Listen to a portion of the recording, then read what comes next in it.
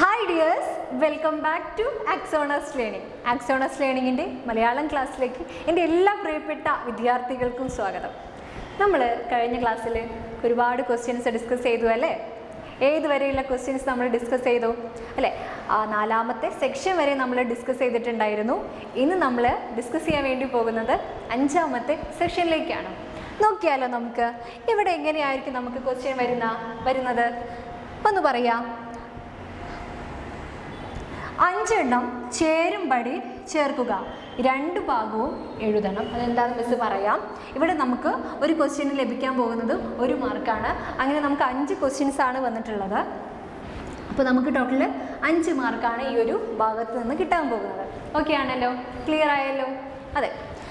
അങ്ങനെയെങ്കിൽ നമുക്ക് എങ്ങനെയാണ് ഇവിടെ ചേരുംപടി ചേർക്കാനായിട്ട് വന്നിട്ടുള്ളത് എന്ന് നോക്കിയാലോ? ഓക്കെ, അപ്പോൾ നമുക്കിവിടെ ഈ ഒരു സൈഡിൽ കുറച്ച് എഴുത്തുകാരെ കൊടുത്തിട്ടുണ്ട്. ആ സൈഡിൽ നമുക്ക് എന്ത് ചെയ്തിട്ടുണ്ട്, ഇവരുടെ കൃതികൾ കൊടുത്തിട്ടുണ്ട്. അപ്പോൾ അത് നമ്മൾ എന്ത് ചെയ്യണം, ചേരുംപടി ചേർത്ത് കണ്ടുപിടിക്കണം അല്ലേ? നമ്മൾ ഇത്രയും യൂണിറ്റുകൾ ഇത്രയും പാഠഭാഗങ്ങൾ പഠിച്ച സമയത്ത് ഈ എഴുത്തുകാരെ കൂടി ഒന്ന് പഠിക്കാതെ പോകുന്നത് ശരിയാണോ? അല്ല. അപ്പം നമ്മൾ ഓരോ യൂണിറ്റും പഠിക്കുന്ന സമയത്ത് ആ യൂണിറ്റിലെ എഴുത്തുകാരെ നിർബന്ധമായിട്ട് നമ്മൾ പഠിക്കണം. അവരുടെ കൃതികൾ ഒന്ന് നിങ്ങൾ കൃത്യമായിട്ട് പഠിച്ചാൽ നമുക്ക് കിട്ടാവുന്നതല്ലേ ഉള്ളൂ. അതെ. അപ്പോൾ ആ ഒരു ഭാഗം നമ്മൾ ക്ലിയർ ചെയ്യാൻ വേണ്ടിയിട്ടാണ് നമുക്ക് ഇങ്ങനെ ഒരു ക്വസ്റ്റ്യൻ തന്നിട്ടുള്ളത് അല്ലേ? അപ്പോൾ കുറച്ചൊന്ന് ബുദ്ധിമുട്ടാനുള്ള സാധ്യത ഉണ്ടോ? ഇല്ല, ഒരിക്കലുമില്ല. നമ്മൾ ഈ ഒരു ഭാഗം പഠിച്ചു കഴിഞ്ഞാൽ പിന്നെ നമുക്ക് ഈസി ആയിട്ട് കണ്ടെത്താൻ പറ്റും അല്ലേ? അപ്പോൾ നേരത്തെ നമ്മളടുത്ത് പറഞ്ഞിട്ടുണ്ടായിരുന്നു 2 ഭാഗവും എഴുതണം. എന്താ പറഞ്ഞത്? 2 ഭാഗം എഴുതണം എന്ന് പറയുന്നത് എന്തുകൊണ്ടാണ്? ഇപ്പം നിങ്ങൾ ചിലപ്പോൾ എന്ത് ചെയ്യും അല്ലേ, 36 ക്വസ്റ്റ്യൻ ഇട്ടിട്ട് മഞ്ഞ്, അല്ലെങ്കിൽ 37 എന്ന് ക്വസ്റ്റ്യൻ ഇട്ടിട്ട് ഇപ്പോൾ ഉള്ളൂർ എന്നാണെങ്കിൽ ഉള്ളൂരിൻ്റെ കൃതി ഇതിൽ ഏതാണോ വരിക അത് 36 എന്നുള്ള നമ്പർ ഇട്ടിട്ട് നിങ്ങൾ ഇങ്ങനെ മാച്ച് ചെയ്യും. 37 നമ്പർ ഇട്ടിട്ട് MT വാസുദേവൻ നായരുടെ കൃതി ഏതാണോ നിങ്ങൾ കണ്ടെത്തിയത് അത് നിങ്ങൾ മാച്ച് ചെയ്യല്ല, അത് മാത്രം എഴുതി വയ്ക്കും. അപ്പോൾ അങ്ങനെ എഴുതരുത്. ഇപ്പോൾ നമ്മൾ 36 നമ്പർ ഇടുക, ഉള്ളൂർ എന്ന് എഴുതി വയ്ക്കുക.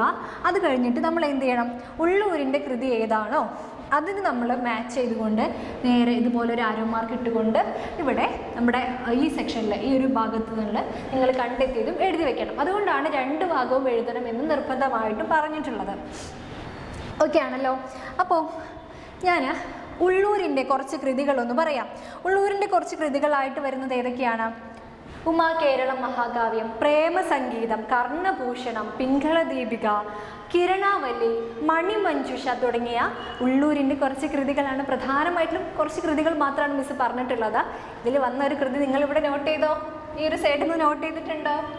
അതെ, നമ്മുടെ ഉള്ളൂരിൻ്റെ ഏറ്റവും പ്രധാനപ്പെട്ട ഒരു കൃതിയാണ് കർണഭൂഷണം എന്ന് പറഞ്ഞിട്ടുള്ളത് അല്ലേ?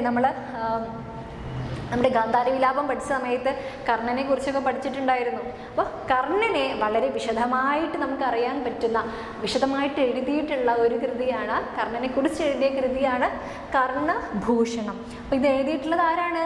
നമ്മുടെ ഉള്ളൂരാണ് എഴുതിയിട്ടുള്ളത്. ഓക്കെ, അപ്പോൾ നമ്മളിവിടെ എന്ത് ചെയ്യണം, 36 ഉള്ളൂർ എന്ന് എഴുതണം, നേരെ ആരോ മാർക്ക് ഇട്ടിട്ട് കർണഭൂഷണം എന്ന് എഴുതി വെക്കണം. ഓക്കെ, അങ്ങനെയാണെങ്കിൽ അടുത്ത ക്വസ്റ്റ്യൻ നോക്കിയേ. MT വാസുദേവൻ നായർ, MTയുടെ കൃതി ഇതിലേതോ ഒന്നാണ്.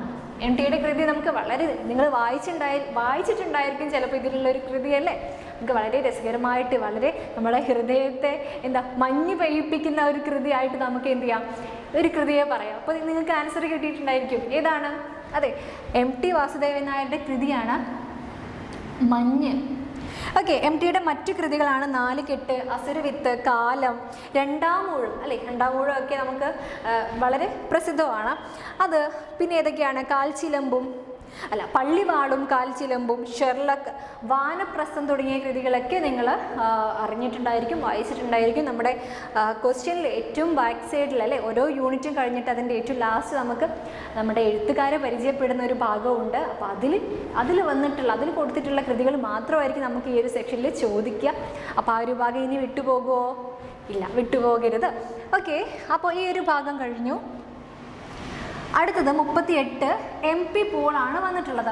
MP പോളിൻ്റെ കൃതി ഇതിലേതാണോ എന്ന് പറഞ്ഞേ. നമുക്ക് പഠിക്കാനുള്ള ഒരു കൃതി ഉണ്ടായിരുന്നു MP പോളിൻ്റെ. ഏതായിരുന്നു മക്കളെ? അല്ലേ, കലയും കാലവും നമുക്ക് പഠിക്കാനായിട്ടുണ്ടായിരുന്നു MP പോളിൻ്റെ. അപ്പോൾ നിങ്ങൾക്ക് ക്ലിയർ ആയി എന്ന് വിചാരിക്കുന്നു. MP പോളിൻ്റെ കലയും കാലവും ഇവിടെ നമുക്ക് പഠിക്കാനായിട്ടുണ്ട്. അപ്പോൾ നമുക്കിത് മാർക്ക് ചെയ്താലോ? MP പോൾ എന്ന് കാണുമ്പോഴേ നിങ്ങൾ എന്ത് ചെയ്യണം? കലയും കാലവുമാണ് എന്ന് മാർക്ക് ചെയ്യണം. MP പോളിൻ്റെ മറ്റു കൃതികളാണ് നോവൽ സാഹിത്യം, ചെറുകഥാ പ്രസ്ഥാനം, സാഹിത്യ വിചാരം, സൗന്ദര്യവിഷൻ തുടങ്ങി നിരവധി കൃതികൾ MP പോളിൻ്റേതായിട്ടുണ്ട്. ഓക്കെ, അദ്ദേഹത്തിൻ്റെ വിമർശന സാഹിത്യത്തിലൊക്കെ വളരെ പ്രസിദ്ധമായ കൃതികൾ നമുക്കറിയാം. അപ്പോൾ MP പോൾ ഇത് നമുക്ക് കലയും കാലവും നമുക്ക് പഠിക്കാനുള്ളത് കൊണ്ട്, അത് MP പോളാണെന്ന് നമുക്ക് അറിയാവുന്നത് കൊണ്ട് നമുക്കത് ഈസി ആയിട്ട് മാർക്ക് ചെയ്യാൻ വേണ്ടി പറ്റും. ഓക്കെ, അപ്പോൾ TB വേണുഗോപാല പണിക്കർ, TBയുടെ കൃതി ഇതിൽ ഏതായിരിക്കും എന്ന് പറഞ്ഞേ? TBയുടെ കൃതി ഇതിൽ ഏതായിരിക്കും? TBയുടെ കൃതി വാക്കിൻ്റെ വഴികളാണ് ഇവിടെ TBയുടെ കൃതിയായിട്ട് വരുന്നത്. G ശങ്കരപ്പിള്ളയുടേത് സ്നേഹദൂതനാണ് ഇവിടെ നമുക്ക് ആൻസറായിട്ട് വരുന്നത്. ഓക്കെ ആണല്ലോ. അപ്പോൾ TBയുടെ വേറെ കുറച്ച് കൃതികൾ മിസ് പറയാം. സ്വനമണ്ഡലം, നോം ചോസ്കി, ഭാഷാർത്ഥം, വാക്കിൻ്റെ വഴികളാണ് നമുക്കിവിടെ കൊടുത്തിട്ടുള്ളത്. അങ്ങനെ ഭാഷാലോകം തുടങ്ങി നിരവധി കൃതികൾ നമുക്ക് പഠിക്കാനായിട്ടുണ്ട്. നമുക്ക് നമ്മുടെ TBയുടേതായിട്ട് അറിയാം. അടുത്തത് G ശങ്കരപ്പിള്ള. ജിയുടെ നിരവധി കൃതികൾ നമുക്കിതുപോലെ നമുക്കറിയാം. ഏതൊക്കെയായിരുന്നു? പൂജാമുറി, ബന്ദി, കറുത്ത ദൈവത്തെ തേടി, കിരാതം തുടങ്ങി നിരവധി കൃതികൾ G ശങ്കരപ്പിള്ളയുടേതായിട്ട് നമുക്കറിയാം. ഓക്കെ ആണല്ലോ. അപ്പോൾ ഈ ഒരു ഭാഗം നിങ്ങൾ മനസ്സിലാക്കി വെക്കുക. ഇത് ഇങ്ങനെ ആരോ മാർക്ക് ഇട്ടിട്ട് എഴുതി വെക്കരുത്. ഏതാണോ നമ്മുടെ ആൻസർ എന്നുള്ളത് ജസ്റ്റ് ഇതുപോലെ നേരെ ആരോ മാർക്ക് ഇടുക. എന്നിട്ട് എന്ത് ചെയ്യണം? ഇവിടെ കർണഭൂഷണം എന്ന് നമ്മൾ നേരെ എഴുതി വെക്കണം. ഓക്കെ ആണല്ലോ.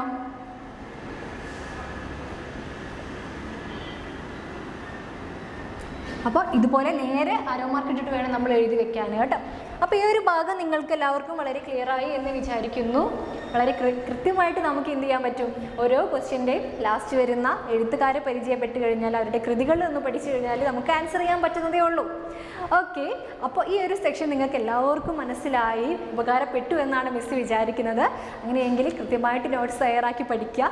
അടുത്ത ക്ലാസ്സിൽ നമുക്ക് വീണ്ടും കാണാം. താങ്ക്